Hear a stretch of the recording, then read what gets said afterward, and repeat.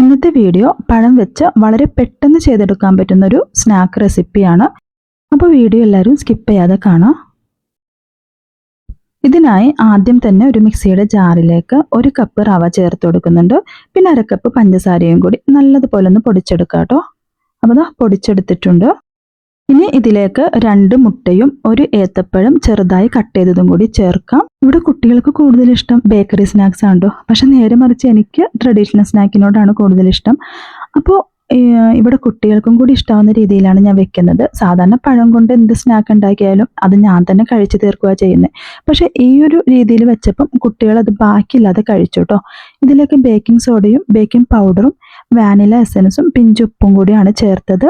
പിന്നെ 1/2 കപ്പ് പാലും 2 ടേബിൾ സ്പൂണോളം സൺഫ്ലവർ ഓയിലും കൂടി ചേർത്ത് നല്ല പേസ്റ്റ് രൂപത്തിലൊന്ന് അരച്ചെടുക്കുന്നുണ്ട്.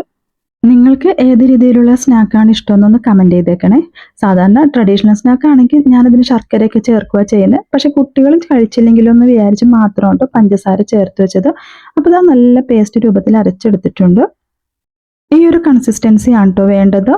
വേറെ വെള്ളമൊന്നും നമ്മൾ ചേർത്ത് കൊടുത്തില്ല. ആ ഒരു 1/2 കപ്പ് പാല് മാത്രമാണ് ചേർത്തത്. എല്ലാം കൂടി നല്ലതുപോലെ ഒന്ന് മിക്സ് ചെയ്യുന്നുണ്ട്. ഈ ഒരു സമയത്ത് ഞാൻ ഒരു പാത്രത്തിലല്ലേ ബട്ടർ പേപ്പറും ബട്ടറും കൂടി ഒന്ന് സ്പ്രെഡ് ചെയ്ത് കൊടുത്തിട്ടുണ്ട് കേട്ടോ.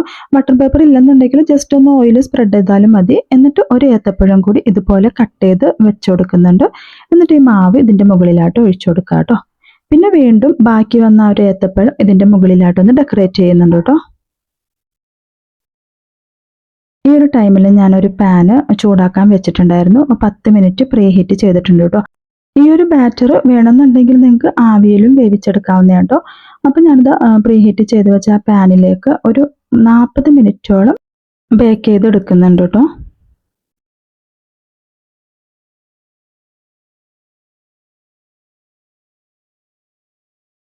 അപ്പോൾ ഇത് നല്ലതുപോലെ കുക്കായി വന്നിട്ടുണ്ട്. 40 മിനിറ്റ് ആയിട്ടുണ്ട് കേട്ടോ. ഇനിയിപ്പോൾ ഇത് നമുക്ക് ഡീമോൾഡ് ചെയ്തെടുക്കാം. അപ്പോൾ നല്ല ടേസ്റ്റ് ആയിരുന്നു കേട്ടോ. ഈ ഒരു സ്നാക്ക് നല്ലതുപോലെ പൊങ്ങി വന്നിട്ടുണ്ട്. എനിക്ക് തോന്നുന്നു സാധാരണ നമ്മൾ മൈദ ചേർത്ത് കൊടുക്കുന്നതിനേക്കാളും നല്ല സൂപ്പർ ടേസ്റ്റ് ആയിരുന്നു ഈ ഒരു റവ ചേർത്ത് കൊടുത്തപ്പോൾ കേട്ടോ. അപ്പോൾ നല്ല ഹെൽത്തിയാണ്. കുട്ടികൾക്കൊക്കെ നമുക്ക് ഈവനിങ് ഒക്കെ കൊടുക്കാൻ പറ്റിയ ഒരു സ്നാക്ക് റെസിപ്പിയാണ് കേട്ടോ. വീഡിയോ ഇത്രയേ ഉള്ളൂ. നിങ്ങൾ ചെയ്ത് നോക്കി ഫീഡ്ബാക്കൊക്കെ അറിയിക്കുക കേട്ടോ.